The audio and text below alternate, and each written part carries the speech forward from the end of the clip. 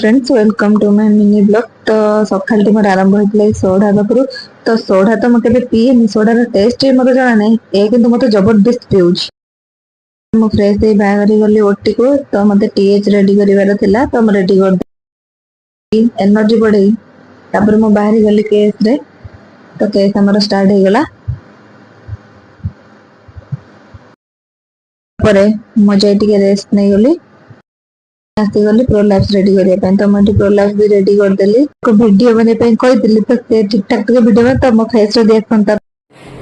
एबे बर्तन पाई आमर रोषेई आरंभ होची। चिकन 15 जनक पाई रोषेई करछन्ती दीदी। तापर से कांगाल टी पहुंच गइला चिकन कसा खाइबा पे। चिकन भात खाई चलिलु संध्या बेले गोल टेबल बैठक करिया। संध्या बेले समस्त बसिकी एठी गोल टेबल बैठक करते से बही पढे होची कोन ना कंकड़ा को केमिति तयारी करा दियो, तो केमिति बने की रोषेई करा दियो। तो यार मो ओरिजिनल वॉइस टा